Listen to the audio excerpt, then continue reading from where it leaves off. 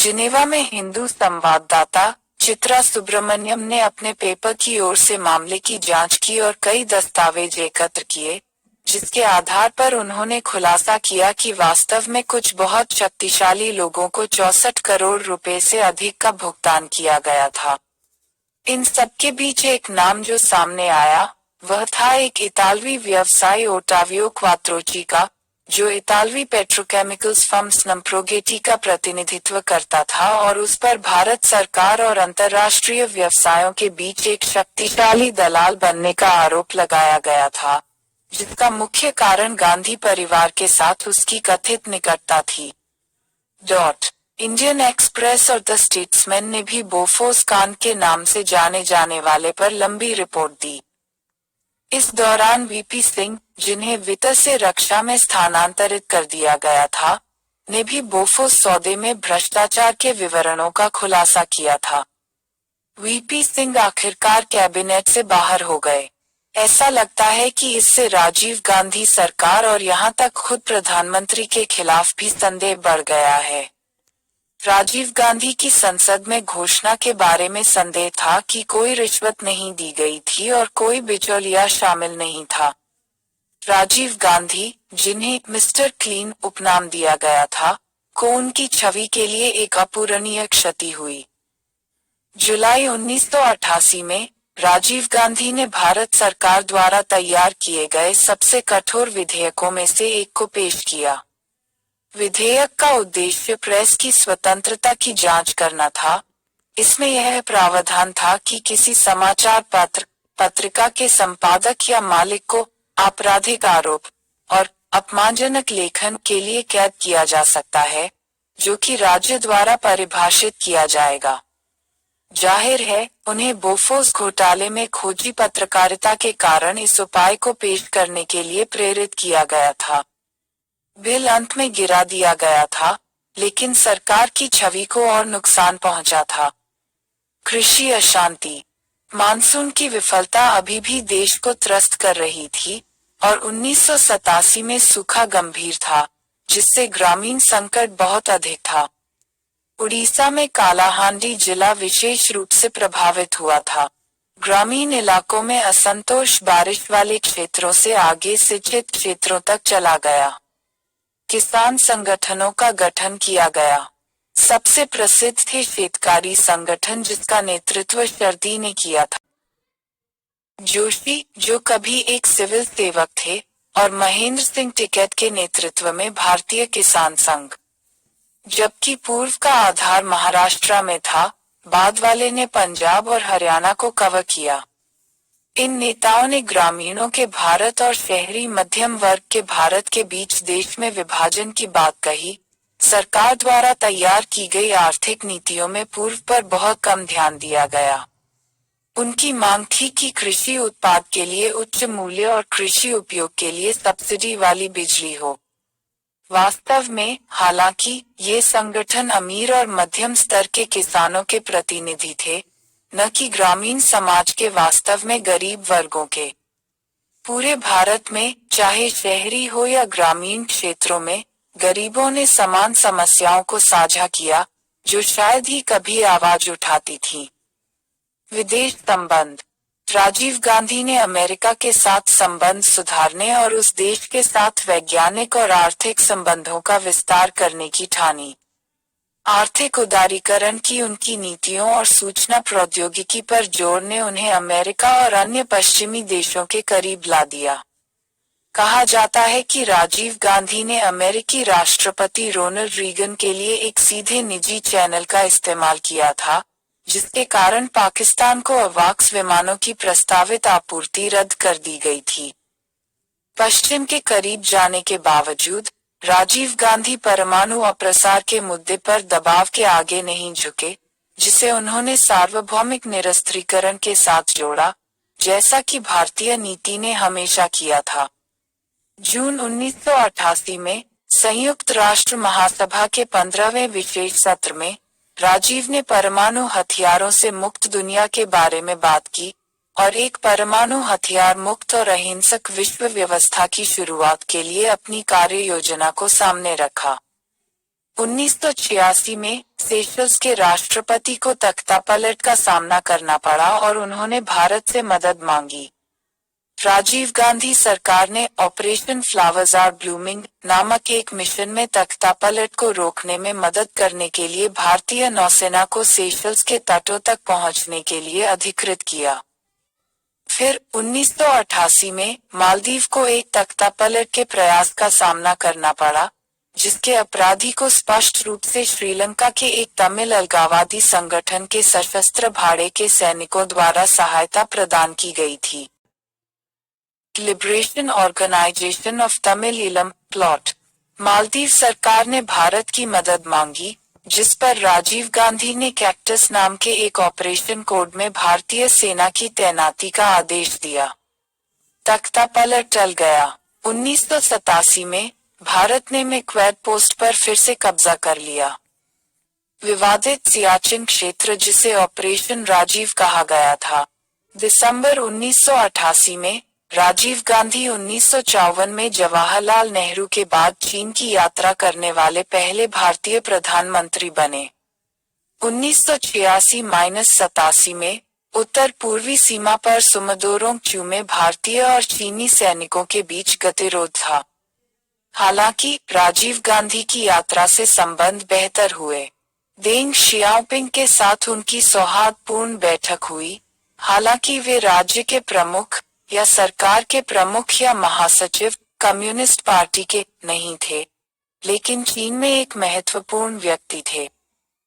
भारत और चीन ने सीमा प्रश्न और एक संयुक्त आर्थिक समूह JEG पर निष्पक्ष, उचित और पारस्परिक रूप से स्वीकार्य समाधान की तलाश के लिए एक संयुक्त कार्य समूह JWG स्थापित करने के लिए 2 महत्वपूर्ण समझौतों पर हस्ताक्षर किए और सभी क्षेत्रों में द्विपक्षीय संबंधों का विस्तार और विकास करने पर सहमति व्यक्त की। IPKF मिसिडविच श्रीलंका को सिंगली बहुमत और तमिल अल्पसंख्यक के बीच एक जातीय संघर्ष का सामना करना पड़ा, जो ज्यादातर द्वीप के उत्तरी भाग के निवासी थे। श्रीलंका को अंग्रेजों से आजादी मिलने के बाद सिंगली को द्वीप देश में एकमात्र आधिकारिक भाषा के रूप में लागू किया गया था। तमिल सभी मोर्चों पर समानता चाहते थे और उनकी भाषा को सिंगली के समान दर्जा दिया गया था। भेदभाव जारी रहने पर विरोध प्रदर्शन हुए। आधिकारिक दमनकारी उपायों के विरोध ने हिंसक रूप ले लिया। जल्द ही श्रीलंकाई सशस्त्र बलों के खिलाफ जाफना प्रायद्वीप में कई आतंकवादी समूह सक्रिय हो गए। समय के साथ liberation tigers of Tamil Eelam LTTE Velupillai Prabhakaran के नेतृत्व में सबसे प्रमुख बन गया और उसने लंकाई बलों के साथ साथ नागरिकों के खिलाफ हिंसा का उपयोग करके संघर्ष को संभाला। उनकी मांग एक स्वतंत्र तमिल राज्य बनाने के लिए स्वायत्तता से श्रीलंका सरकार से मुक्ति की ओर बढ़ गई थी।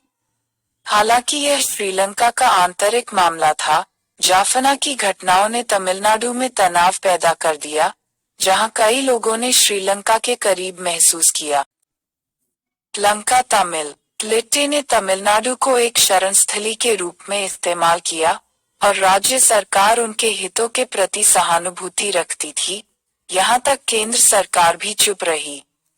ऐसा माना जाता है कि इंदिरा गांधी और राजीव गांधी के नेतृत्व वाली सरकारों ने गुप्त रूप से तमिल उग्रवादियों का समर्थन किया था।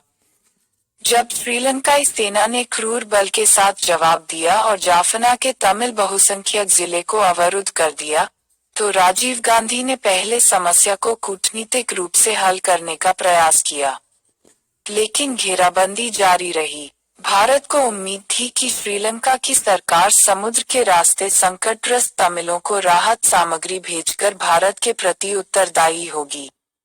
राहत सामग्री के साथ भारतीय जहाजों के एक बेड़े को श्रीलंकाई नौसेना द्वारा बंद कर दिया गया था, क्योंकि वे श्रीलंका के क्षेत्रीय जल के पास पहुंचे थे। 4 जून 1987 को भारत सरकार ने राहत सामग्री को मानवीय आधार पर क्षेत्र में हवा में गिराने का आदेश दिया, जिसे ऑपरेशन पूमलाई ईगल मिशन -4 भी कहा जाता था, श्रीलंका को विमानों को रोकने की कोशिश न करने की चेतावनी के बाद। कार्रवाई के लिए कुछ देशों द्वारा भारत की आलोचना की गई, जबकि श्रीलंका ने भारत पर संप्रभुता के घोर उल्लंघन का आरोप लगाया। अमेरिका ने इस घटना पर खेद व्यक्त किया लेकिन आगे कोई टिप्पणी नहीं की। भारत चाहता था कि एयरड्रॉप एक संदेश भेजे, जाफना की घेराबंदी हटा ली गई और युद्धविराम की घोषणा की गई। भारत श्रीलंका समझौता 1987 जुलाई 1987 में श्रीलंका के राष्ट्रपति जे.आर.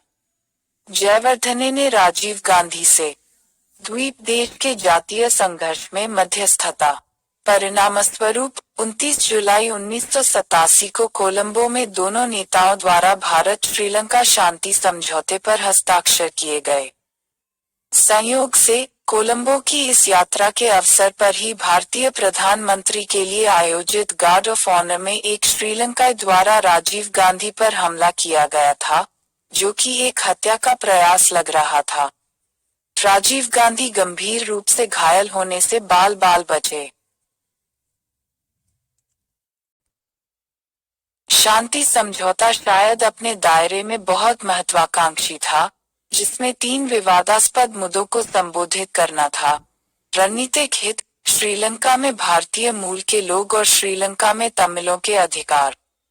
समझौते की शर्तों के तहत श्रीलंकाई सरकार तमिल बहुसंख्यक क्षेत्रों को सत्ता हस्तांतरित करेगी, श्रीलंकाई सेना उत्तर में अपने बैरकों में वापस आ जाएगी और तमिल उग्रवादी आत्मसमर्पण कर देंगे। उनकी बाहें लिट्टे को भंग करने के अलावा तमिल को श्रीलंका की आधिकारिक भाषा के रूप में नामित किया जाना था। गौरतलब है कि तमिल समूह उस वार्ता में पक्षकार नहीं थे जिसके कारण समझौता हुआ। यह समझौते के तहत था कि भारतीय शांति सेना IPKF को श्रीलंका के उत्तरी और पूर्वी प्रांतों में भेजा गया था, जहां तमिल अलगाववादी समूहों और सरकार के बीच शत्रुता की समाप्ति की गारंटी और लागू करने के लिए तमिल बहुमत में थे। हालांकि लिट्टे ने हथियार आत्मसमर्पण करने से इनकार कर दिया और उग्रवादी समूह का विरोध करने वाले तमिलों को धमकाना शुरू कर दिया। IPKF और LTTE एक सैन्य टकराव में शामिल हो गए। IPKF गंभीर रणनीतिक बाधाओं के बीच काम कर रहा था। कार्रवाई का दृश्य एक द्वीप राष्ट्र था। तमिलनाडु के साथ मजबूत भावनात्मक संबंध रखने वाले समूह के खिलाफ युद्ध एक अपरंपरागत युद्ध था और भारतीय हस्तक्षेप ने सिंगली से शत्रुतापूर्ण प्रतिक्रिया पैदा की और साथ ही उन्होंने महसूस किया कि उनकी संप्रभुता कम हो गई है। अंत में IPKF ने जाफना में लिट्टे मुख्यालय पर कब्जा कर लिया, लेकिन आतंकवादी जंगलों में पीछे हट गए जहां से उन्होंने बलों को खाड़ी में रखने के लिए गुरिल्ला रणनीति का इस्तेमाल किया। बड़ी संख्या में भारतीय सैनिक मारे गए और ऑपरेशन की लागत बहुत बड़ी थी। भारत में वापस सरकार पर बल को वापस बुलाने का दबाव था। अंत में तमिलनाडु में अपने चुनाव अभियान के दौरान 21 मई 1991 को राजीव गांधी की हत्या का कारण IPKF का दुस्साहस था। श्रीपेरम्बदूर में एक महिला उनके पैर छूने के लिए झुकी और उससे जुड़े एक विस्फोटक उपकरण में विस्फोट कर दिया। आत्मघाती हमलावर लिट्टे का था और उसकी कार्रवाई श्रीलंका में भारत की भूमिका के प्रतिशोध में थी। 1989 के आम चुनाव। VP सिंह ने कांग्रेस छोड़ने पर अरुण नेहरू और आरिफ मोहम्मद खान के साथ जन मोर्चा बनाया। दोनों राजीव गांधी के साथ अलग हो गए थे। बाद में यह समूह जनता पार्टी, लोक दल और कांग्रेस एस के साथ विलय कर एक नई पार्टी, जनता दल, राजीव गांधी के अधीन कांग्रेस सरकार का विरोध करने वाले मध्यमार्गी दलों को एक साथ लाने के विचार के साथ बना। जनता दल तब के एक समूह में शामिल हो गया। एक गठबंधन में क्षेत्रीय दल, जिसमें DMK, तेलुगु देशम पार्टी और असम गण परिषद शामिल थे, को राष्ट्रीय मोर्चा कहा जाने लगा। नवंबर 1989 में लोकसभा के लिए आम चुनाव हुए। तब तक राजीव गांधी का विरोध मजबूत हो चुका था और एक समन्वित रणनीति अपनाई गई थी। कांग्रेस ने चुनावों में बुरी तरह से प्रदर्शन किया, हालांकि वह अभी भी लोकसभा में सबसे बड़ी एकल पार्टी बनने में कामयाब रही। भ्रष्टाचार के आरोपों के चलते लोगों का राजीव गांधी से विश्वास उठ गया था। 1989 का पहला चुनाव था जिसमें किसी एक दल को अपने दम पर बहुमत नहीं मिला। उस समय ही कुछ टिप्पणीकारों ने संकेत दिया कि चुनावों ने एक मील का पत्थर, गठबंधन की शुरुआत और राजनीतिक अस्थिरता की अवधि को चिन्हित किया। राजीव गांधी ने दिसंबर 1989 में इस्तीफा दे दिया। उनकी पार्टी ने विपक्ष में बैठना चुना क्योंकि उसके पास बहुमत नहीं था। यह चुनाव के बाद सरकार बनाने के लिए समर्थन। वीपी सिंह ईयर्स, दिसंबर 1989, नवंबर 1990। 1989 के चुनावों के बाद राष्ट्रीय मोर्चे के पास लोकसभा में अपना बहुमत नहीं था, लेकिन इसने सरकार बनाने का दावा पेश किया और भाजपा और वाम दलों ने इसे बाहर से समर्थन देने की पेशकश के साथ ऐसा किया। विश्वनाथ प्रताप सिंह ने 2 दिसंबर 1989 को भारत के प्रधानमंत्री के रूप में शपथ ली थी। राजीव गांधी कांग्रेस पार्टी के प्रमुख के रूप में लोकसभा में विपक्ष के नेता थे। मार्च 1990 में राज्य विधायी चुनावों के तुरंत बाद केंद्र में शासी गठबंधन ने संसद के दोनों सदनों पर नियंत्रण हासिल कर लिया। वीपी द्वारा लिए गए पहले निर्णयों में से एक सिंह को श्रीलंका से आईपीकेएफ वापस बुलाना था। वीपी सिंह 1 साल से भी कम समय तक प्रधानमंत्री रहे, लेकिन उस छोटी अवधि में उन्हें बड़ी समस्याओं का सामना करना पड़ा। कश्मीर की स्थिति खराब। कश्मीर में दिसंबर 1989 में जम्मू और कश्मीर लिबरेशन फ्रंट (जेकेएलएफ) के आतंकवादियों ने किसकी बेटी का अपहरण कर लिया। केंद्रीय गृह मंत्री मुफ्ती मोहम्मद सईद। केंद्र ने जेकेएलएफ की मांगों को स्वीकार किया और जेल में बंद उग्रवादियों को रिहा किया। एक अन्य प्रमुख उग्रवादी समूह जो जल्द ही जेकेएलएफ को दरकिनार करने वाला था, वह था सैयद सलाउद्दीन के नेतृत्व में हिजबुल मुजाहिदीन, राज्य को एक इस्लामी शासन में बदलने के अधिक कट्टर विचारों के साथ। संयोग से सलाउद्दीन ने 1987 के धांधली चुनावों के बाद मुख्यधारा की राजनीति छोड़ दी थी। बैंकों पर सशस्त्र हमलों और पुलिस थानों पर हथगोले के हमलों के साथ आतंकवादी अधिक उग्र और साहसी होते जा रहे थे। केंद्र ने कड़ी कार्रवाई करने का फैसला किया और स्थिति को नियंत्रित करने के लिए बल भेजा। राज्यपाल को बदल दिया गया और जगमोहन को पद पर नियुक्त किया गया। घटनाओं की एक श्रृंखला ने कई कश्मीरियों को आतंकवादियों का समर्थन करने के लिए मजबूर कर दिया। जिहाद एक प्रमुख नारा बन गया क्योंकि उग्रवादियों के खेल में धर्म एक महत्वपूर्ण कारक बन गया। परिणाम के रूप में हिंदू अल्पसंख्यक को नुकसान उठाना पड़ा। कश्मीरी पंडित, जिन्होंने घाटी का एक अभिन्न अंग बनाया और उस राज्य में मुसलमानों के साथ धर्म को छोड़कर लगभग हर पहलू में एक साझा संस्कृति साझा की, क्रूर हिंसा का लक्ष्य बन गए, जिनमें से कई थे आतंकवादियों द्वारा मारे गए। कश्मीर घाटी से जम्मू और दूर दूर तक पंडितों का पलायन हुआ। वे अपने ही देश में शरणार्थी बन गए। उनमें से कई अभी भी शरणार्थी शिविरों और अस्थायी इमारतों में रहते हैं, जो वापस जाने से डरते हैं। मंडल आयोग की रिपोर्ट का कार्यान्वयन। जनता पार्टी के शासन के दौरान नियुक्त मंडल आयोग ने दिसंबर 1980 में अपनी रिपोर्ट प्रस्तुत की थी। इंदिरा गांधी और राजीव गांधी के नेतृत्व वाली कांग्रेस सरकारों ने चुपचाप रिपोर्ट को ठंडे बस्ते में डाल दिया था। मंडल आयोग या पिछड़ा वर्ग आयोग ने इसे अपना आधिकारिक नाम देने के लिए कहा कि जाति और पिछड़ापन जुड़ा हुआ था और अन्य पिछड़ी जातियों, देश की आबादी का एक महत्वपूर्ण अनुपात होने के बावजूद प्रशासन में बहुत कम प्रतिनिधित्व था, खासकर सरकार में। उच्च स्तर। इस संदर्भ में आयोग द्वारा की गई मुख्य सिफारिश यह थी कि केंद्र सरकार में अनुसूचित जाति के लिए आरक्षित प्रतिशत से अधिक 27% नौकरियों को इन जातियों के लिए आरक्षित किया जाए। जाति और अनुसूचित जनजाति ओबीसी के लिए भी आयु में उसी तरह की छूट दी जानी थी, जो पदों के लिए विचार किए जाने के लिए लिए थी। वीपी सिंह ने सोचा कि ओबीसी के निश्चित रूप से बड़े समूह के साथ लोकप्रियता हासिल करने के लिए मंडल आयोग की सिफारिशों को लागू करना एक अच्छा विचार होगा, जिनके वोट बैंक के रूप में महत्व को नजरअंदाज नहीं किया जाना था। समूह के उभरते हुए राजनेता थे बिहार में लालू यादव और उत्तर प्रदेश में मुलायम सिंह यादव। दो राज्यों ने भारत में अधिकांश चुनावों में निर्णायक भूमिका निभाई थी। सामाजिक न्याय से संबंधित मुद्दों पर एक कदम सिंह ने गणना की जाति गठबंधन को मजबूत करेगा, जिसने उत्तर भारत में जनता दल का समर्थन आधार बनाया। इस संदर्भ में यह ध्यान देने योग्य हो सकता है कि दक्षिणी राज्यों में सरकारी नौकरियों का एक बड़ा हिस्सा गैर ब्राह्मणों के लिए आरक्षित था, और यह उन लोगों द्वारा इंगित किया गया था जो मंडल से सहमत थे। सिफारिशों दक्षता का सामना नहीं करना पड़ा था।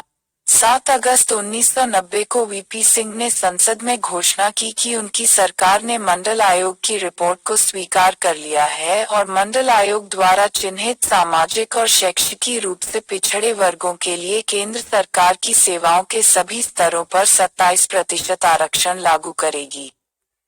बड़े पैमाने पर विरोध प्रदर्शनों ने सरकार के आदेश का स्वागत किया। उच्च जातियों के युवाओं द्वारा आत्मदाह की बोलियां और यहां तक आत्महत्याएं भी की गईं, क्योंकि इन लोगों को लगा कि उनके लिए सरकारी नौकरी पाने की संभावना अधिक कठिन हो गई है। देश के उत्तरी भाग में विरोध तीव्र थे, जबकि दक्षिण प्रभावित नहीं हुआ था। दक्षिण में आरक्षण नीति काफी समय से लागू होने के कारण युवा समय के साथ अपनी आजीविका के लिए सरकार पर कम निर्भर हो गए थे, क्योंकि औद्योगिक क्षेत्र ने नौकरियों के लिए एक अच्छा विकल्प पेश किया था। साथ ही दक्षिण में जनसंख्या में उच्च जातियों का अनुपात उत्तर की तुलना में कम था। मामला उच्चतम न्यायालय में ले जाया गया, जिसने आदेश पर रोक लगा दी, लेकिन नवंबर 1992 में ही अदालत की 9 न्यायाधीशों की पीठ ने अपना फैसला सुनाया। 6 न्यायाधीशों ने मंडल आयोग की संवैधानिकता के साथ साथ इसकी सिफारिशों के आधार पर सरकारी आदेश को बरकरार रखा।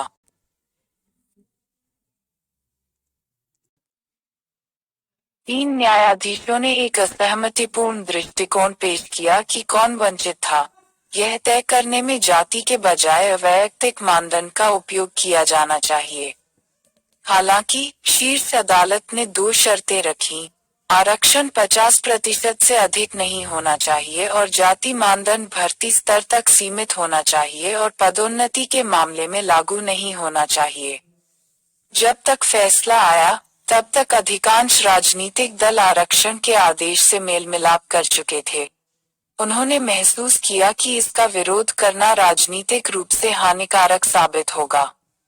यहाँ तक कांग्रेस, जो इस मामले से रूबरू थी, ने भी उत्तर में चुनाव जीतने में ओबीसी कारक के महत्व को महसूस किया था।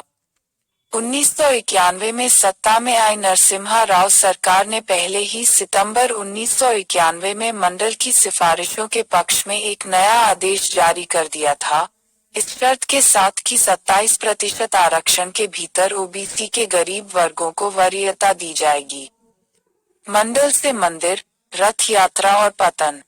सरकार के एक मुद्दा जिस पर भारतीय जनता पार्टी ने लोकप्रियता हासिल की थी, वह था अयोध्या में बाबरी मस्जिद के स्थान पर राम मंदिर बनाने का अभियान।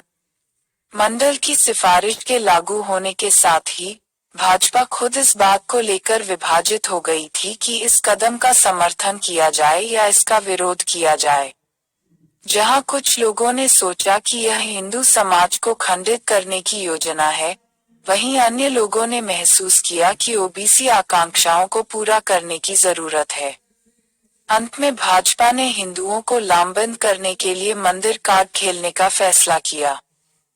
पार्टी अध्यक्ष के अडवाणी ने रथ में यात्रा या दौरे पर निकलने का फैसला किया, जो एक वैन थी जिसे रथ की तरह दिखने के लिए परिवर्तित किया गया था।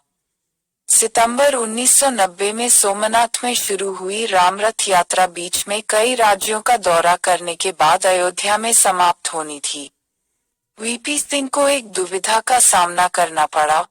उन्होंने जो कुछ भी किया, जुलूस को रोका या जारी रखा, वह सरकार के लिए प्रतिकूल साबित होगा। अंत में यात्रा को अयोध्या पहुंचने से रोकने के लिए यह बिहार के मुख्यमंत्री लालू प्रसाद यादव पर छोड़ दिया गया था। उन्होंने आडवाणी को शांति भंग करने और सांप्रदायिक तनाव भड़काने के आरोप में गिरफ्तार कर लिया और जुलूस के बिहार से गुजरने पर एक गेस्ट हाउस में निवारक नजरबंदी के तहत रखा। उत्तर प्रदेश में मुलायम सिंह सरकार द्वारा मंदिर बनाने वाले कई कारसेवकों को भी गिरफ्तार किए जाने के बाद व्यापक गड़बड़ी हुई थी। सुरक्षा बलों और मंदिर के समर्थकों के बीच झड़पें हुई और सांप्रदायिक झड़पें भी हुई। भाजपा ने राष्ट्रीय मोर्चा से अपना समर्थन वापस ले लिया। सरकार वीपी सिंह लोक में विश्वास मत हार गए। सभा और नवंबर 1990 में इस्तीफा दे दिया। चंद्रशेखर सरकार नवंबर 1990, जून 1991। वीपी के पतन के आसन के साथ सिंह सरकार, चंद्रशेखर और देवीलाल ने जनता दल को कई अन्य लोगों के साथ छोड़ दिया था जिन्होंने समाजवादी जनता पार्टी बनाने के लिए उनका समर्थन किया था। एक बार फिर कांग्रेस ने, जैसा कि पहले चरण सिंह के मामले में था, एक अल्पमत सरकार के बाहर से समर्थन की पेशकश की, इस बार चंद्रशेखर के नेतृत्व में, जिनके पास सिर्फ 64 सांसद थे। चंद्रशेखर ने विश्वास प्रस्ताव जीता और था 10 नवंबर 1990 को प्रधानमंत्री के रूप में शपथ ली। संकटग्रस्त अर्थव्यवस्था, आर्थिक स्थिति खराब स्थिति में थी और विदेशी मुद्रा का स्तर खतरनाक स्तर तक कम हो गया था। आर्थिक संकट मुख्य रूप से 1980 के दशक में बड़े और बढ़ते राजकोषीय असंतुलन के कारण था। कांग्रेस के तहत पहले की सरकारों ने विश्व वित्तीय संस्थानों से और राजीव गांधी के मामले में बाजार से जो ऋण लिया था, उससे भारी कर्ज पैदा हुआ था। भारत अपने आवश्यक आयात, विशेष रूप से तेल और उर्वरकों के लिए, और आधिकारिक ऋण चुकाने के लिए संघर्ष कर रहा था। खाड़ी युद्ध और इसके परिणामस्वरूप तेल की कीमतों में वृद्धि के कारण स्थिति और खराब हो गई थी। जनवरी 1991 तक यशवंत सिन्हा के वित्त मंत्री के रूप में चंद्रशेखर सरकार ने आईएमएफ को 2 ऋण स्वीकृत करने के लिए राजी कर लिया था। बदले में सरकार ने फरवरी में पेश होने वाले बजट के माध्यम से आर्थिक सुधार शुरू करने का वादा किया। फरवरी के मध्य तक यह स्पष्ट था कि कांग्रेस परेशानी खड़ी करेगी। गति के दौरान बजट सत्र की शुरुआत में राष्ट्रपति के भाषण के लिए धन्यवाद, कांग्रेस ने कुछ कमजोर आधारों पर सरकार से अपना समर्थन वापस ले लिया, जिसके परिणामस्वरूप अल्पमत सरकार पूर्ण बजट पेश करने में असमर्थ रही। मार्च 1991 में सरकार को विदेशी मुद्रा की स्थिति का प्रबंधन करने के लिए देश के सोने के भंडार को गिरवी रखने के लिए मजबूर होना पड़ा। समाचार रिपोर्टों के अनुसार प्रधानमंत्री के आर्थिक सलाहकारों ने बताया कि भारत अपने पास मौजूद भरपूर सोने का उपयोग कर सकता है। भारतीय स्टेट बैंक को तस्करों से जब्त किए गए सोने को सरकारी खाते में पट्टे पर देने का प्रस्ताव रिजर्व बैंक के सामने रखने को कहा गया। केंद्रीय बैंक ने प्रस्ताव को मंजूरी दी और सरकार ने भी इसे मंजूरी दी। मार्च के मध्य तक वैश्विक क्रेडिट रेटिंग एजेंसियों ने भारत को निगरानी में रखा था। अल्पकालिक धन जुटाना भी असंभव था। पूर्ण बजट और सुधारों के प्रति दृढ़ प्रतिबद्धता के अभाव में आईएमएफ और विश्व बैंक जैसे बहुपक्षीय संस्थानों से अधिक धन उपलब्ध नहीं था।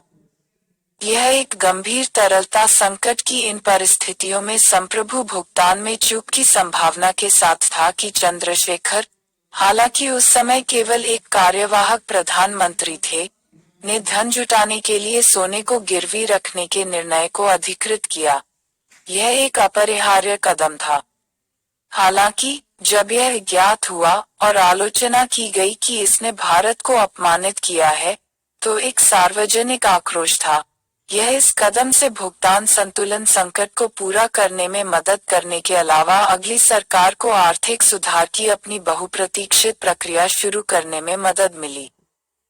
मार्च 1991 में चंद्रशेखर के इस्तीफे के साथ लोकसभा भंग कर दी गई और नए चुनावों की घोषणा की गई। राष्ट्रपति वेंकटरमन ने चंद्रशेखर को जून तक कार्यवाहक प्रधानमंत्री के रूप में बने रहने के लिए कहा, जब नई सरकार सत्ता संभालेगी। 1991 के चुनाव आम चुनाव का पहला चरण मई में हुआ था। फिर 21 मई की रात को त्रासदी हुई। तमिलनाडु के श्रीपेरम्बुदूर में चुनाव प्रचार के दौरान राजीव गांधी की हत्या कर दी गई। अगले चरण का चुनाव जून में हुआ था। पहले चरण में 211 निर्वाचन क्षेत्रों के लिए मतदान हुआ, जबकि शेष निर्वाचन क्षेत्रों में जून में मतदान हुआ। परिणामों ने दोनों के बीच एक उल्लेखनीय भिन्नता दिखाई। चरण: राजीव गांधी की हत्या से पहले जिन निर्वाचन क्षेत्रों में मतदान हुआ, वहां कांग्रेस ने अच्छा प्रदर्शन नहीं किया, जबकि त्रासदी के बाद जिन निर्वाचन क्षेत्रों में मतदान हुआ, वहां कांग्रेस ने उल्लेखनीय रूप से अच्छा प्रदर्शन किया। परिणाम युवा नेता की हत्या पर लोगों द्वारा महसूस की गई सहानुभूति और भय को दर्शाते हैं। संयोग से लिट्टे के उस अधिनियम के कारण भारत में इसके लिए समर्थन का कुल नुकसान हुआ। अंत में कांग्रेस 244 सीटों के साथ सबसे बड़ी पार्टी थी, जो हालांकि सदन में साधारण बहुमत के स्तर तक नहीं पहुंच पाई। भाजपा ने अपने पहले के प्रदर्शन में काफी सुधार किया। नरसिम्हा राव इयर्स, जून 1991, मई 1996। राजीव गांधी की हत्या के बाद पामुलपर्ती वेंकट पीवी नरसिम्हा राव को कांग्रेस आई का नेतृत्व करने के लिए चुना गया था। नरसिम्हा राव एक विद्वान थे और कई भाषाओं को जानते थे, और वे कांग्रेस के वफादार थे। उन्होंने इंदिरा गांधी और राजीव गांधी की सरकारों में महत्वपूर्ण मंत्री पद, बाहरी मामलों, रक्षा, मानव संसाधन और गृह पर कार्य किया था। चुनाव के बाद उन्होंने अल्पमत की सरकार बनाई। नरसिम्हा राव ने 1991 में शायद राजनीति से संन्यास लेने के इरादे से चुनाव नहीं लड़ा था, लेकिन प्रधानमंत्री के रूप में शपथ लेने के बाद उन्होंने लोकसभा के सदस्य बनने के लिए आंध्र प्रदेश के नंदयाल से उपचुनाव में जीत हासिल की। राव को उनकी सरकार द्वारा किए गए आर्थिक सुधारों के लिए सबसे ज्यादा याद किया जाता है, हालांकि उनके नाम पर अन्य उपलब्धियां भी हैं और कुछ दाग भी। आर्थिक सुधार: प्रधानमंत्री बनने पर नरसिम्हा राव ने मनमोहन सिंह, एक गैर राजनीतिक अर्थशास्त्री जो उस समय विश्वविद्यालय अनुदान आयोग के अध्यक्ष थे, को वित्त मंत्री के रूप में अपने मंत्रिमंडल में शामिल किया। उन्होंने अपने सभी कदमों में अपने वित्त मंत्री का समर्थन किया और उद्योग मंत्री के रूप में अपने दम पर कुछ कदम उठाए। उन्होंने प्रतिक्रियाओं का प्रबंधन भी किया, विशेष रूप से कांग्रेस पार्टी के भीतर, जो शुरू में सुधार के पक्ष में नहीं थे, जब नेहरू और इंदिरा गांधी के तहत समाजवाद बुनियादी दृष्टिकोण था। भारत की अर्थव्यवस्था चरमरा गई थी। भुगतान संतुलन की अनिश्चित स्थिति के अलावा उच्च मुद्रास्फीति के साथ घरेलू परिदृश्य अच्छा नहीं था। जब राव प्रधानमंत्री बने, सोवियत आर्थिक मॉडल बदनाम हो गया। देंग जियोपिंग के नेतृत्व में चीन ने बाजारोन्मुखी सुधार किए। नरसिम्हा राव ने बाजार सुधारों को भी चुना, लेकिन मुक्त बाजार के प्रकार को नहीं। उन्होंने बीच का रास्ता चुना। उन्होंने उन सुधारों पर ध्यान केंद्रित किया जो उच्च विकास दर का उत्पादन करते हुए भी सामान्य रूप से जनता को कम से कम दर्द पैदा करेंगे। सरकार का दृष्टिकोण मौलिक रूप से सुधारवादी नहीं था। कोई बैंक निजीकरण या स्टाफ सुधार नहीं होना था, न ही कृषि क्षेत्र का कोई उद्घाटन नहीं होगा। 1991 की नई आर्थिक नीति का उद्देश्य अर्थव्यवस्था को स्थिर करने के लिए राजकोषीय और भुगतान संतुलन के मोर्चे पर कमजोरियों को दूर करना था। संरचनात्मक सुधार के पक्ष में नीति ने अर्थव्यवस्था के विभिन्न क्षेत्रों को प्रभावित करने वाली कठोरता को दूर करने की मांग की। मुद्रास्फीति को नियंत्रित करने और उद्योगों को अनावश्यक नियंत्रणों और विनियमों से मुक्त करने का प्रयास किया जाना था ताकि विकास के रास्ते में आने वाली बाधाओं को दूर किया जा सके। नए आर्थिक मॉडल के मूल तत्व उदारीकरण, निजीकरण और वैश्वीकरण थे। रुपये का अवमूल्यन हुआ। मनमोहन सिंह ने बताया कि इससे निर्यात में मदद मिलेगी। बजट ने राजकोषीय घाटे को कम कर राजकोषीय असंतुलन को दूर करने का साहसिक कदम उठाया। सिंह ने आयात शुल्क, आयकर और कॉर्पोरेट कर में क्रमिक कमी की पहल की। वित्त मंत्री ने अपने प्रधानमंत्री के समर्थन से विशेष रूप से अत्यधिक प्रतिबंधात्मक व्यापार और औद्योगिक नीतियों को लक्षित किया। अधिकांश मशीनरी और उपकरण और निर्मित मध्यवर्ती वस्तुओं के आयात पर कोटा हटा दिया गया। टैरिफ संरचना का युक्तिकरण और सीमा शुल्क में कमी, विशेष रूप से पूंजीगत वस्तुओं पर। प्रौद्योगिकी के आयात को मुक्त कर दिया गया। 1991 की औद्योगिक नीति उस समय के लिए क्रांतिकारी थी। गौरतलब है कि नरसिम्हा राव ने खुद उद्योग विभाग संभाला था। औद्योगिक लाइसेंस प्रणाली को पर्यावरण की दृष्टि से संवेदनशील या सुरक्षा से संबंधित उद्योगों की बहुत छोटी सूची पर लागू किया गया था। एमआरटीपी अधिनियम को उन वर्गों को हटाने के लिए संशोधित किया गया था जो विकास को प्रतिबंधित करते थे या बड़े व्यापारिक घरानों के विलय को रोका। सार्वजनिक क्षेत्र के लिए आरक्षित उद्योगों में भारी कमी की गई। सार्वजनिक क्षेत्र को भी अधिक स्वायत्तता प्रदान की गई। ढांचागत क्षेत्र में निजी निवेश का स्वागत किया गया।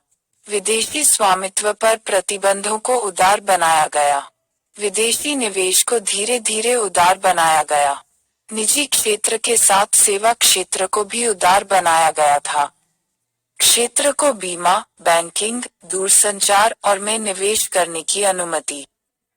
हवाई यात्रा क्षेत्रों। राव सरकार ने पूंजी मुद्दों के नियंत्रक को समाप्त कर दिया जो भारत में पूंजी मुद्दों को नियंत्रित करता था। 1992 के सेबी अधिनियम और सभी सुरक्षा बाजार मध्यस्थों को विनियमित करने के लिए सुरक्षा कानून संशोधन की शुरुआत की और कंप्यूटर आधारित व्यापार प्रणाली के रूप में नेशनल स्टॉक एक्सचेंज की शुरुआत की। हो सकता है कि इस प्रणाली में पूरी तरह से सुधार नहीं किया गया हो। नौकरशाही नियंत्रण के कारण चीन या मलेशिया की तुलना में भारत में व्यवसाय शुरू करने में अभी भी अधिक समय लगा। श्रम कानूनों में सुधार नहीं किया गया और उद्यमों को खोने के लिए बाहर निकलने की प्रक्रिया कठिन बनी रही। पंचायती राज और नगरपालिका अधिनियम। यद्यपि यह राजीव गांधी थे जिन्होंने इस कदम की शुरुआत की थी, यह उस समय था जब नरसिम्हा राव प्रधानमंत्री थे कि पंचायती राज और नगरपालिका सरकार को संवैधानिक दर्जा मिला। 73वें संविधान संशोधन के अधिनियमन के साथ भारत के संविधान में एक नया अध्याय भाग I-X जोड़ा गया। पंचायतों के कार्यों के भीतर 29 विषयों को शामिल करते हुए एक नई 11वीं अनुसूची भी जोड़ी गई। संशोधन राज्य के नीति निदेशक सिद्धांतों में से एक का कार्यान्वयन है। राज्यों को अपनाते समय उनकी भौगोलिक, राजनीतिक, प्रशासनिक और अन्य शर्तों को ध्यान में रखने की छूट दी गई है। पंचायती राज व्यवस्था। संविधान में 74वें संशोधन के अधिनियमन के साथ संविधान में एक नया अध्याय भाग I-X जोड़ा गया है। राज्यों का अब संवैधानिक दायित्व है कि वे संविधान में निर्धारित प्रणाली के अनुसार नगर पालिकाओं को अपनाएं। पंचायतों और नगर निकायों दोनों में अनुसूचित जाति, अनुसूचित जनजाति और महिलाओं के लिए आरक्षण है। यह स्थानीय स्वशासन में समावेशिता सुनिश्चित करने का एक प्रयास है। सुरक्षा मुद्दों और स्पेस टेक को संभालना। पंजाब की स्थिति को नियंत्रित किया गया था। राव राज्य के चुनाव के लिए गए थे, हालांकि संदेह थे। यह अच्छे के लिए ही था क्योंकि 2002 के चुनावों के बाद आतंकवाद का अंत हो गया। आतंकवादी और विघटनकारी गतिविधियां, रोकथाम अधिनियम मुख्य रूप से पाकिस्तान से घुसपैठियों को खत्म करने की दिशा में पारित किया गया था। रक्षा क्षेत्र के आधुनिकीकरण को महत्व दिया गया और सैन्य खर्च में वृद्धि की गई। पृथ्वी 1 मिसाइल को सेना में शामिल किया गया था।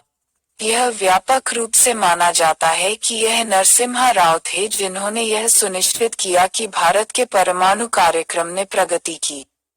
अंतरिक्ष प्रौद्योगिकी संवर्धित उपग्रह प्रक्षेपण यान के साथ साथ ध्रुवीय उपग्रह प्रक्षेपण यान के सफल परीक्षणों के साथ आगे बढ़ी।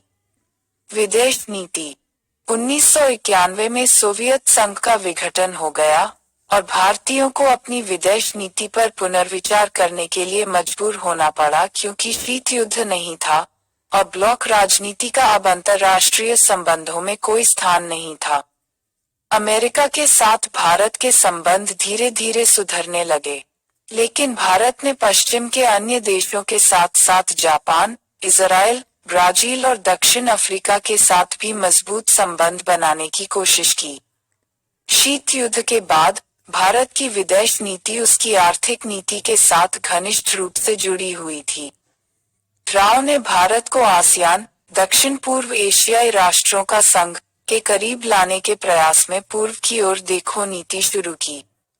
रणनीति में घनिष्ठ आर्थिक और वाणिज्यिक संबंधों का निर्माण, रणनीतिक और सुरक्षा मामलों में सहयोग बढ़ाना और भारत और क्षेत्र के बीच सदियों पुराने सांस्कृतिक और वैचारिक संबंधों पर जोर देना शामिल था। इस नीति ने समय के साथ दक्षिण पूर्व एशिया और प्रशांत के देशों के साथ भारत के राजनीतिक, आर्थिक और सांस्कृतिक संबंधों को मजबूत करने के अलावा भारत को इस क्षेत्र की आर्थिक और सुरक्षा गतिशीलता का एक महत्वपूर्ण हिस्सा बनने में मदद की है। गौरतलब है कि नरसिम्हा राव के बाद आने वाली सरकारों ने नीति अपनाई थी। 1993 में राव का चीन के प्रति रुख और ईरान तब उपयोगी था जब पाकिस्तान संयुक्त राष्ट्र के मानवाधिकार निकाय में कश्मीर में भारत के मानवाधिकारों के उल्लंघन पर एक प्रस्ताव लाया। चीन और ईरान ने इसका समर्थन नहीं किया। नकारात्मक पहलू नरसिम्हा राव की दो मुख्य आलोचनाएं थीं। एक यह था कि उन्होंने बाबरी मस्जिद विध्वंस की अनुमति दी थी और दूसरा भ्रष्टाचार था। बाबरी मस्जिद विध्वंस 1980 के दशक के उत्तरार्ध में भारतीय जनता पार्टी ने हंगामा किया था। 1991 के चुनावों में राम जन्मभूमि का मुद्दा अपने फायदे के लिए विश्व हिंदू परिषद (वीएचपी) इस मुद्दे पर और भी मुखर और आक्रामक थी और उसने अयोध्या और देश के अन्य हिस्सों में स्थल पर मंदिर की मांग के लिए विरोध और प्रदर्शन आयोजित करना शुरू कर दिया। बाबरी मस्जिद के जाहिर तौर पर पहले ही साइट पर कुछ तोड़फोड़ और इमारतें हुई थीं, लेकिन प्रशासन ने इस पर कोई ध्यान नहीं दिया। उत्तर प्रदेश में भाजपा का शासन था और उस समय के मुख्यमंत्री कल्याण सिंह थे। विहिप ने घोषणा की कि 6 दिसंबर 1992 को मंदिर का काम शुरू होगा। हजारों स्वयंसेवक कारसेवक अयोध्या में जुटे, जबकि योजना की घोषणा की गई थी कि मस्जिद के पास एक मंच पर नमाज अदा की जाएगी। समय आने पर कारसेवकों के समूह आरएसएस और पुलिस के न कहने के बावजूद मस्जिद की ओर बढ़ रहे थे। भीड़ काफी बेकाबू हो गई और तर्क करने योग्य नहीं थी। उनका एक इरादा मस्जिद को ध्वस्त करने का था।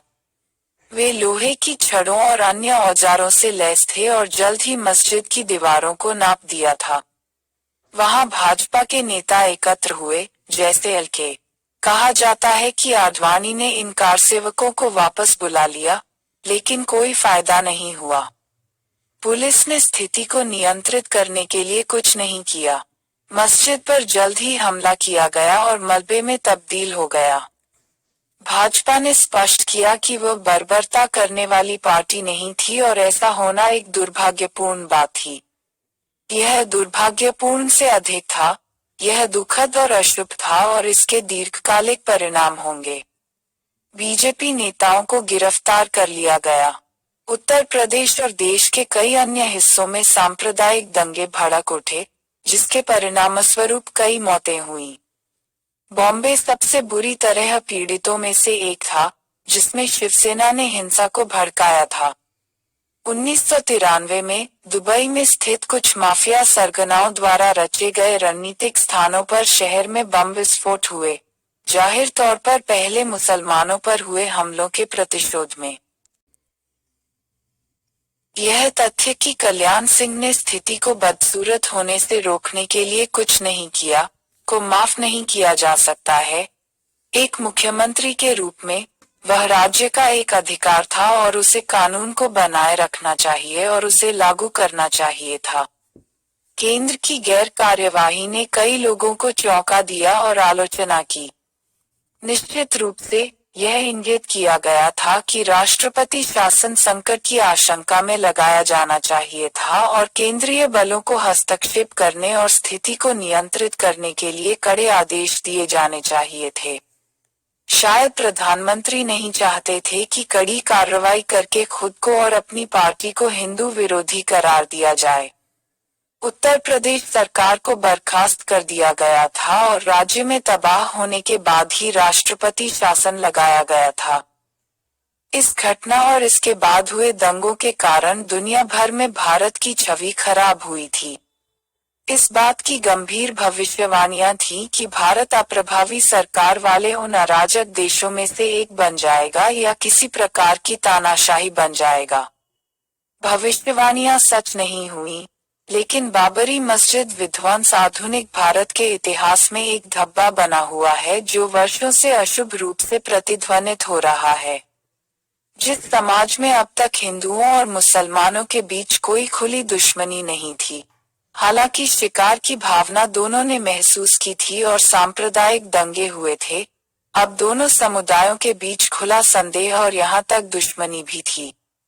यह कहना उचित या सत्य नहीं होगा कि हर मुसलमान और हर हिंदू को ऐसा लगता था, लेकिन उस प्रभाव की सामान्य धारणा बनाई गई थी।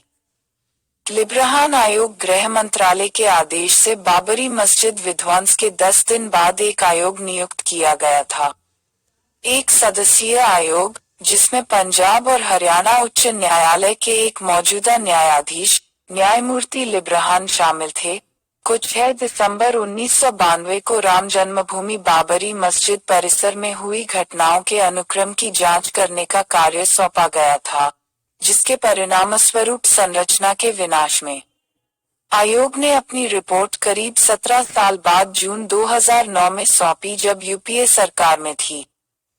आयोग ने शीर्ष भाजपा नेताओं को दोषी ठहराया और लालकृष्ण आडवाणी, मुरली मनोहर जोशी, अटल बिहारी वाजपेयी और तत्कालीन प्रमुख कल्याण सिंह सहित 68 लोगों को दोषी ठहराया।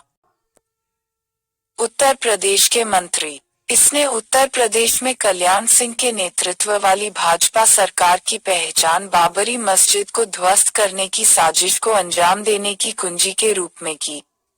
आयोग की रिपोर्ट में स्पष्ट रूप से 1992 की भारत सरकार और तत्कालीन प्रधानमंत्री पीवी नरसिम्हा राव, इसने राव के इस तर्क को स्वीकार कर लिया कि घटना से पहले दिसंबर 1992 में उत्तर प्रदेश में कानूनी और संवैधानिक रूप से राष्ट्रपति शासन लागू करना संभव नहीं था। भ्रष्टाचार के घोटाले जुलाई 1993 तक नरसिम्हा राव सरकार सुचारू रूप से चली। हालांकि तकनीकी रूप से यह अल्पमत की सरकार थी, लेकिन जुलाई 1993 में विपक्ष ने सरकार की ताकत की परीक्षा लेने का फैसला किया और अविश्वास प्रस्ताव लाया। सरकारी पक्ष के पास अपने आप में पास करने के लिए संख्याएं नहीं थीं। परीक्षा। जब अविश्वास प्रस्ताव पर मतदान हुआ, तो यह पाया गया कि झारखंड मुक्ति मोर्चा, झामुमो और जनता दल, अजीत सिंह समूह के कुछ सदस्यों ने प्रस्ताव के खिलाफ मतदान किया था, जिससे सरकार को वोट जीतने में मदद मिली और पूरे 5 साल के कार्यकाल के लिए सत्ता में बने रहे।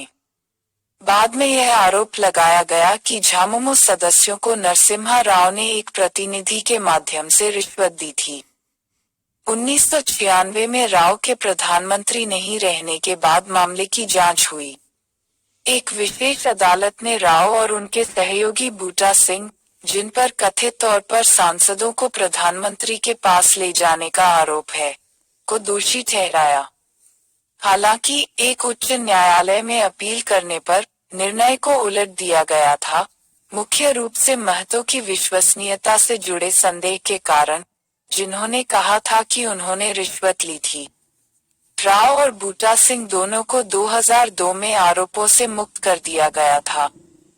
राव का नाम हर्षद मेहता शेयर बाजार घोटाले और फिर हवाला और लखूभाई धोखाधड़ी के मामलों में भी घसीटा गया। राव को दोनों मामलों में बरी कर दिया गया था। राव को भले ही किसी भी मामले में दोषी न ठहराया गया हो, लेकिन जनता के मन में भ्रष्टाचार की लहर कभी फीकी नहीं पड़ी। कश्मीर भले ही कुछ समूहों द्वारा भारत में हिंदू धार्मिक भावनाओं को भड़काया जा रहा था, कश्मीर घाटी में इस्लामी कट्टरवाद बढ़ रहा था।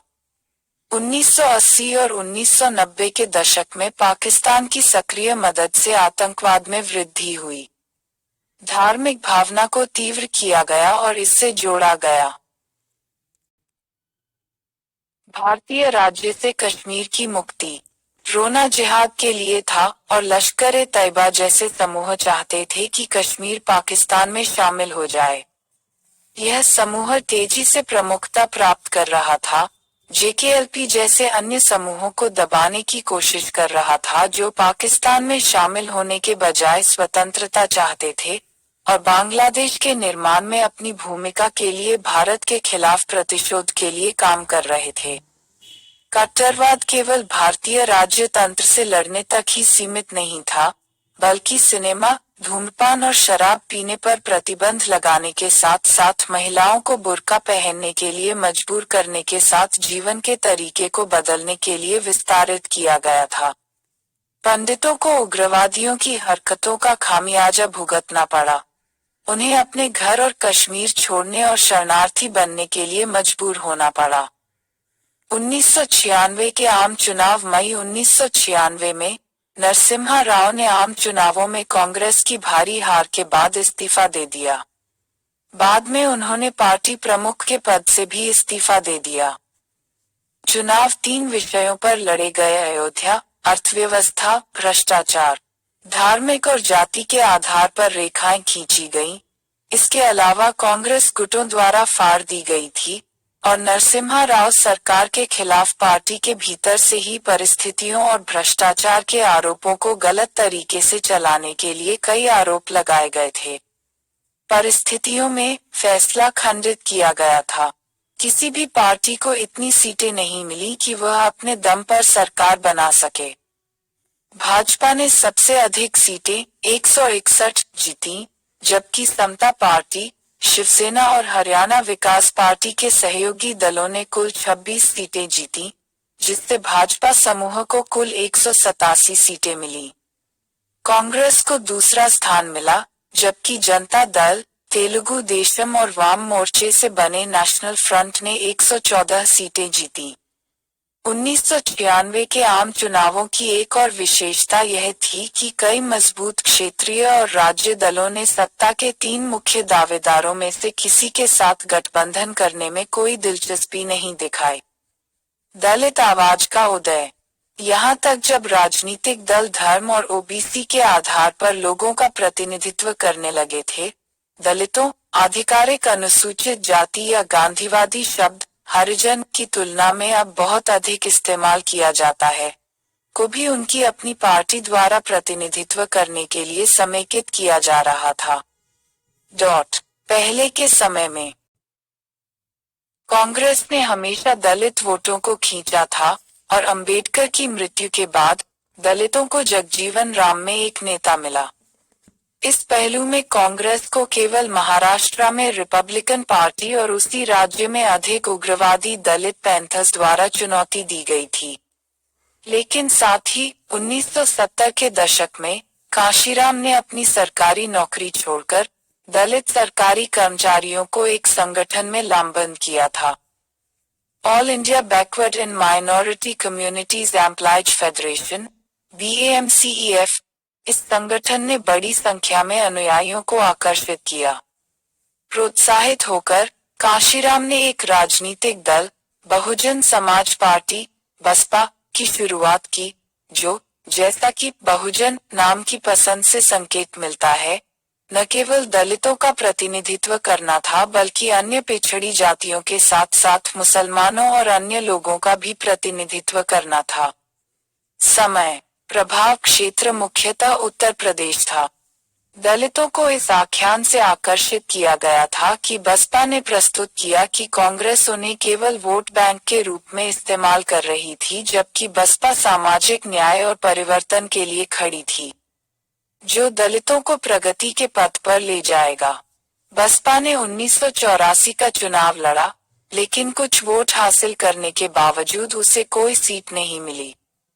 उत्तर प्रदेश के विधानसभा चुनावों में इसने शानदार प्रदर्शन किया।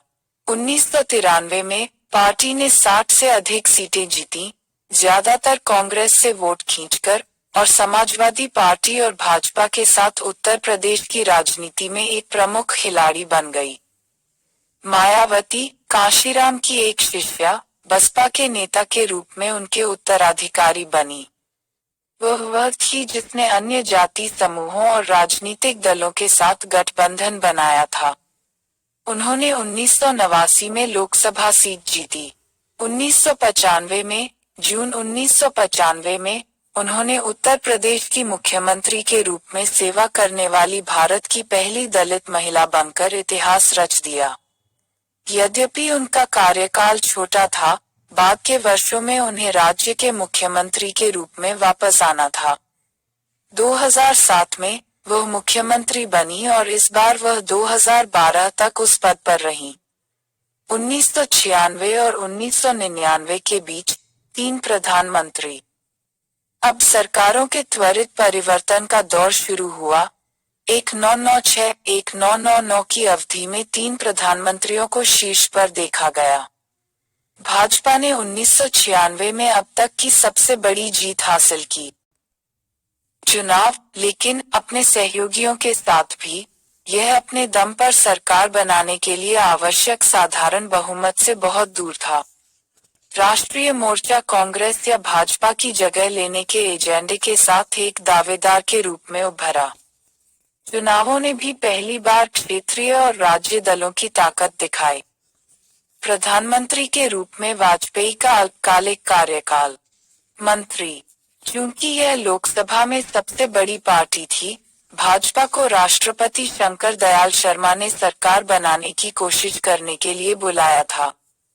भारतीय जनता पार्टी के नेता अटल बिहारी वाजपेयी को पीवी मई 1996 में भारतीय राष्ट्रीय कांग्रेस के नरसिम्हा राव। हालांकि पार्टी को इसका समर्थन करने के लिए कोई सहयोगी नहीं मिला और वाजपेयी ने सदन में विश्वास मत हारने के बजाय सिर्फ 13 दिनों के बाद इस्तीफा दे दिया। दूसरी सबसे बड़ी पार्टी के रूप में कांग्रेस ने मना कर दिया। सरकार बनाने का न्योता संयुक्त मोर्चा सरकार, देवेगौड़ा और आई.के. गुजराल। अंत में संयुक्त मोर्चा, जिसमें national front, Tamil Manila Congress, DMK और असम गण परिषद सहित कुछ 13 पार्टियां शामिल थीं, और देवेगौड़ा के नेतृत्व में कांग्रेस पार्टी द्वारा विस्तारित बाहरी समर्थन के साथ सरकार बनाई। कम्युनिस्ट बाद में सरकार में शामिल हो गए। हालांकि सरकार अप्रैल 1997 में गिर गई जब कांग्रेस पार्टी ने अपना समर्थन वापस ले लिया। अपने छोटे कार्यकाल के दौरान सरकार ने चीन के साथ विश्वास निर्माण उपायों और बांग्लादेश के साथ गंगा जल समझौते पर एक समझौते पर हस्ताक्षर किए। सरकार ने व्यापक परीक्षण प्रतिबंध संधि पर हस्ताक्षर करने से इनकार कर दिया। हालांकि सरकार अप्रैल 1997 में गिर गई जब कांग्रेस पार्टी ने अपना समर्थन वापस ले लिया। चुनाव से बचने के लिए एक समझौता किया गया। कांग्रेस एक नए नेता के नेतृत्व वाली सरकार का समर्थन करने के लिए सहमत हुई। संयुक्त मोर्चा ने आई.के. गुजराल को नए नेता के रूप में चुना और उन्होंने 21 अप्रैल 1997 को प्रधानमंत्री के रूप में शपथ ली। आई.के. गुजराल सबसे अच्छी तरह से जाना जाता है, जिसे गुजराल सिद्धांत के रूप में जाना जाता है। यह एक ऐसी नीति थी जिसमें भारत के पड़ोसी देशों के साथ संप्रभु समानता और गैर हस्तक्षेप के आधार पर मित्रता की मांग की गई थी। इसका उद्देश्य दक्षिण एशिया में शांति का माहौल बनाना था। इसने 5 सिद्धांतों को प्रतिपादित किया। नेपाल, बांग्लादेश, भूटान, मालदीव और श्रीलंका जैसे पड़ोसियों के साथ भारत पारस्परिकता नहीं मांगता है, लेकिन वह सब कुछ देता है जो वह अच्छे विश्वास और विश्वास में कर सकता है। कोई भी दक्षिण एशियाई देश क्षेत्र के किसी अन्य देश के हितों के विरुद्ध अपने क्षेत्र का उपयोग करने की अनुमति नहीं देगा। कोई भी दूसरे के आंतरिक मामलों में हस्तक्षेप नहीं करेगा। सभी दक्षिण एशियाई देशों को एक दूसरे का सम्मान करना चाहिए। क्षेत्रीय अखंडता और संप्रभुता। सभी दक्षिण एशियाई देश अपने सभी विवादों को शांतिपूर्ण द्विपक्षीय वार्ता के माध्यम से सुलझाएंगे। हालांकि सैद्धांतिक रूप से प्रशंसनीय, आलोचकों ने इंगित किया है कि यह खुले शत्रुता की अंतर्निहित सद्भावना में विश्वास करने के लिए बहुत अच्छा काम नहीं कर सकता है। पड़ोसियों। गुजराल कांग्रेस के साथ अच्छे संबंध बनाए रखने में कामयाब रहे, जिसने उनकी सरकार को बाहर से समर्थन दिया। मुसीबत जब आई तो उनकी पार्टी के भीतर से आई। बिहार के राज्यपाल ने केंद्रीय जांच ब्यूरो को चारा खरीद, जिसे चारा घोटाला कहा गया है, के मामले में राज्य के मुख्यमंत्री लालू प्रसाद यादव के खिलाफ भ्रष्टाचार का मामला उठाने की अनुमति दी। यादव ने संयुक्त मोर्चे के भीतर और बाहर की मांगों के विरोध में इस्तीफा देने से इनकार कर दिया। गुजराल ने उन्हें व्यक्तिगत रूप से इस्तीफा देने के लिए कहा था। अंत में लालू यादव ने पार्टी छोड़ दी और जुलाई 1997 में अपनी पार्टी राष्ट्रीय जनता दल का गठन किया। हालांकि जैसे ही नई पार्टी ने संयुक्त मोर्चे को अपना समर्थन दिया, सरकार नहीं गिरी। गुजराल सरकार ने एक विवादास्पद निर्णय लिया जब उसने राष्ट्रपति से सिफारिश की कि उत्तर प्रदेश में राष्ट्रपति शासन लगाया जाए, जो उस समय भाजपा के कल्याण सिंह के अधीन था जब हिंसा ने विधानसभा को प्रभावित किया था। राष्ट्रपति KR नारायणन ने इसे पुनर्विचार के लिए सरकार के पास वापस भेज दिया। इलाहाबाद उच्च न्यायालय का एक फैसला भी उत्तर